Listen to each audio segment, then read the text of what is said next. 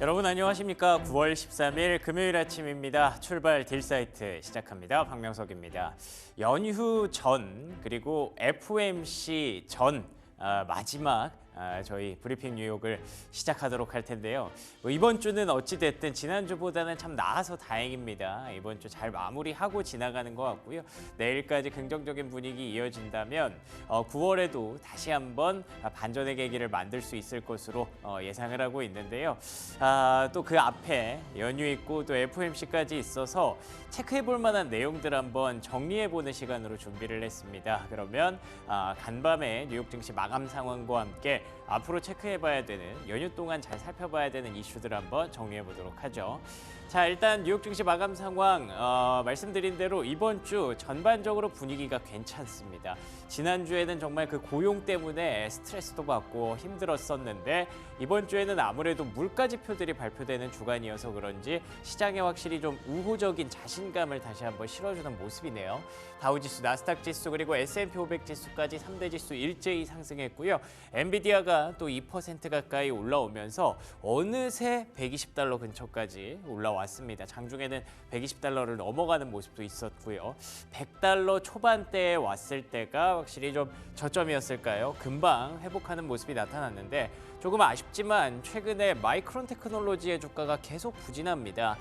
메모리 반도체 업황에 대해서 약간 좀 악재성 재료들이 좀 나왔는데요. 삼성전자 이렇게 되면 오늘도 조금 부침을 겪게 될까요? 마이크론 테크놀로지 약세 그리고 웰스파고도 4% 급락. 경기 민감주들이 최근에 좀 부진한 모습이 이어지고 있습니다. 일단 경기는 바닥을 찍어야 될 것 같고요. 확인한 이후에, 턴한 이후에 관련된 종목들이 올라올 것 같은데 일단은 지금 시점에서는 확실히 나스닥, 엔비디아, AI, 성장주 이쪽이 조금 더 강력한 모멘텀을 확보하고 있는 것 같네요.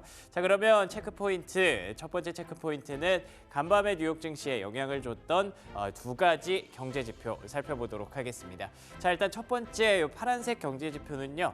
주간 실업수당 청구 건수입니다. 보시는 바와 같이 전주 대비해서 살짝 올라왔죠. 시장의 예상치보다도 조금 높은 22만 건이 이상이 발표가 됐습니다. 실업수당 청구 건수가 조금 더 올라왔다는 것, 지난주 대비해서도 올라왔고 예상치보다도 높았다는 건 다시 얘기하면 경기 둔화, 그러니까 고용 둔화, 경기 둔화가 조금 더 심화됐다는 뜻이 될 수 있겠죠.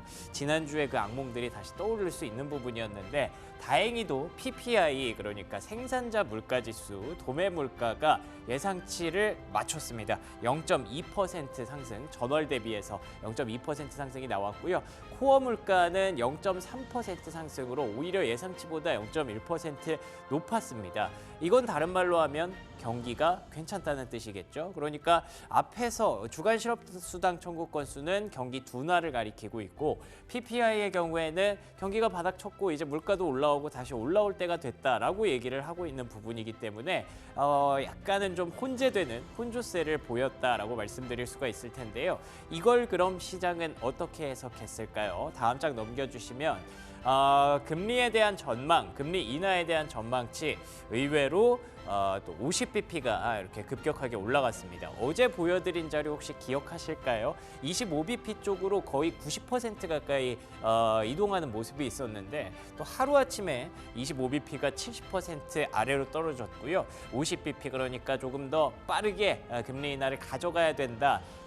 지금 경기가 심상치가 않다라는 관측이 30%를 넘겼습니다. 그런데 이건 앞에서 보셨던 경제 지표는 사실 혼조세를 보였기 때문에 상쇄가 되는 부분이 있었는데 어제 밤이었죠. ECB 그러니까 유럽 중앙은행에서 금리 인하를 추가로 가져갔던 것도 영향을 좀 줬던 것 같아요. 유럽에서 올해 벌써 두 번째 금리 인하를 단행했거든요. 유럽이 이렇게 빨리 가는데 미국도 좀 더 속도를 내도 되지 않을까라는 자신감의 표현이었지. 지금 경기가 너무 안 좋아서 50bp 인하해야 돼라는 우려는 아니었기 때문에 시장에는 크게 악재로 작용하지 않았습니다.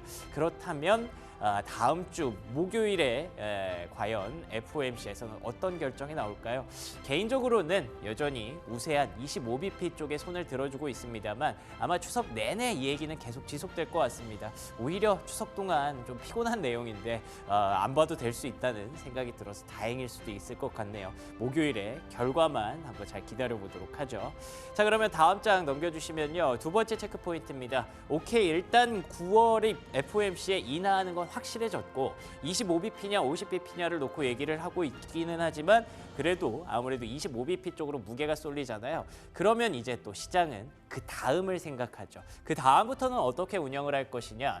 두 가지의 완전 상반된 의견이 나와서 한번 소개를 해드리겠습니다. 웰스파고에서는 앞으로 9개월 동안, 9개월이니까 올해가 3개월 남았고 내년 6개월까지 합쳐서 내년 상반기까지 얘기를 하는 거겠죠. 무려 225bp의 추가 인하가 있을 것이다라고 얘기를 하고 있습니다. 여기서도 9월은 25bp가 거의 뭐 정설이라고 얘기를 해요. 그런데 11월과 12월 올해 남은 추가의 두 번째 FOMC에서 아마 B컷 50bp씩을 인하할 것이다. 요거 합치면 50, 50이니까 100이고요. 125니까 다음 내년에 6개월 동안 추가 100bp가 인하될 것이다라고 굉장히 공격적으로 보고 있는 거죠. 왜 그러냐면 여전히 125를 올해 안에 인하를 해도 4에서 4.25까지 떨어지기 때문에 연준이 제시하고 있는 중립금리보다 훨씬 더 높은 수치라는 거예요. 그래서 추가로 인하할 여력이 된다는 뜻이고 이게 지금 경기 침체가 와서 빨리 해야 된다는 게 아니라 이 정도는 해도 충분히 경기가 반등하는 데 연착륙하는 데 도움이 될 수 있기 때문에 조금 더 공격적으로 빠르게 가져가도 된다라고 보는 긍정적인 입장이라고 보시면 되겠고요. 다음 장 넘겨주시면요. 반대로 HSBC에서는 9월 인하하고 나서 사실 추가로 인하할 수 있을지 자기들은 잘 모르겠다라고 얘기를 합니다. 9월, 11월, 12월 일단 베이스 시나리오는 모두 25bp 인하로 봤어요. 확실히 조금 더 보수적인 관점이죠. 그런데 여기서 지금 얘기하는 게 배경이 물가 지표입니다. 그러니까 이번 달에 특히 이번 주에 발표됐던 CPI와 PPI가 뭐 예상치를 크게 이탈하진 않았지만 어쨌든 예상치보다 높았잖아요.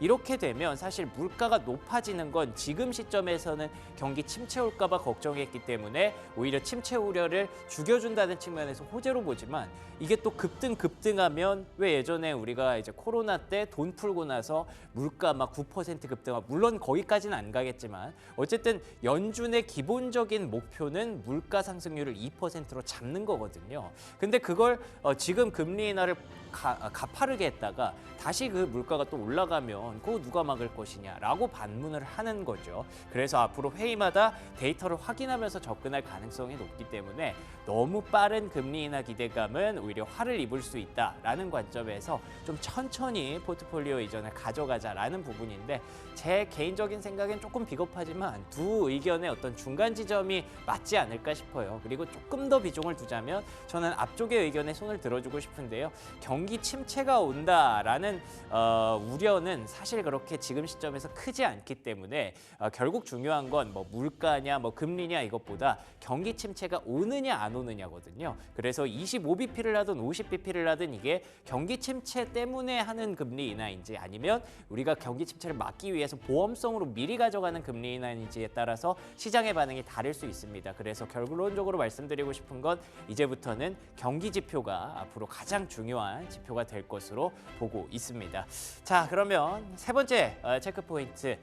이번 주에 또 뜨거웠던 내용이었죠. 대선 후보 TV 토론.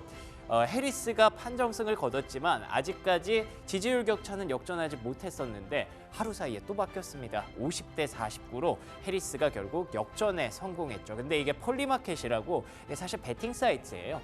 그렇기 때문에 지금 여론조사와는 좀 거리가 있을 수 있고요.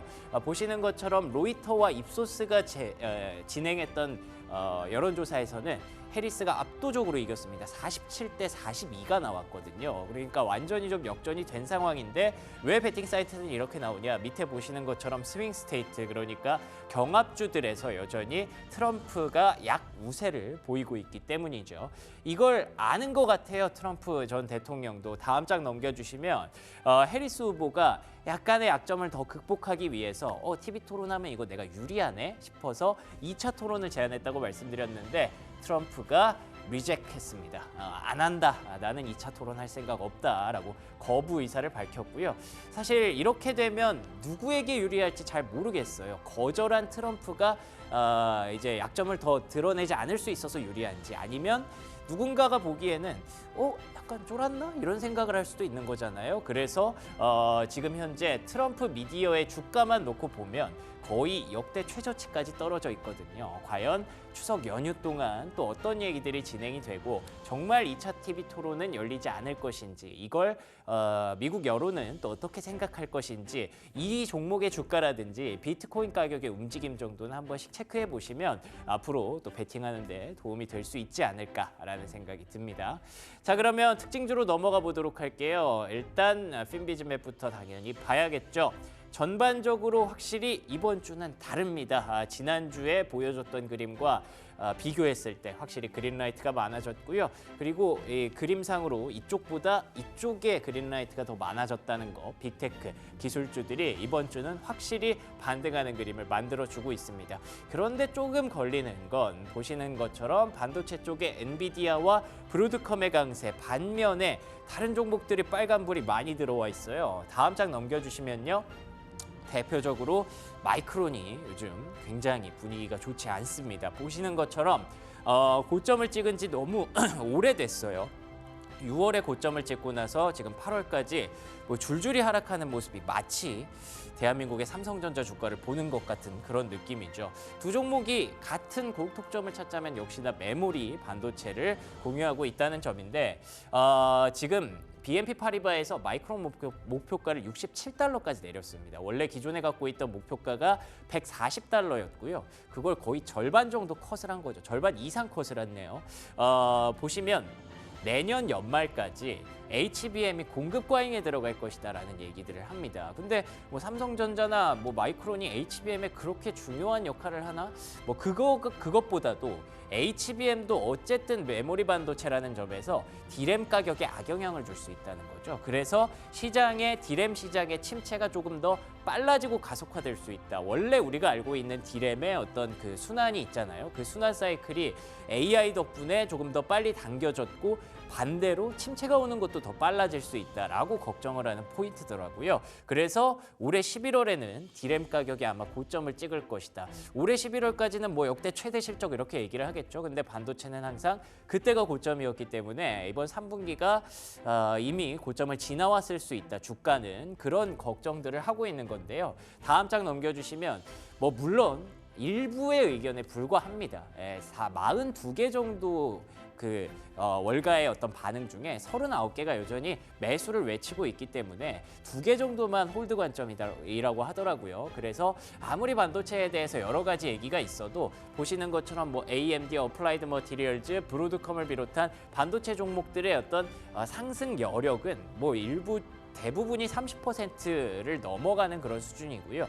이게 물론 많이 빠져서이기도 한데 여기 보시면 마이크론 테크놀로지는 무려 97%까지 추가 상승 여력이 있다는 분석이 나오고 있어요. 그래서 앞에 얘기가 신경은 쓰이죠. 뭐 충분히 일리 있는 얘기긴 한데 그래도 월가에서는 여전히 반도체 마이크론에 대한 긍정적인 관점은 유지되고 있다는 점에서 어떤 의견이 우세하게 나타날지 좀 관측을 해야 될 필요가 있겠네요.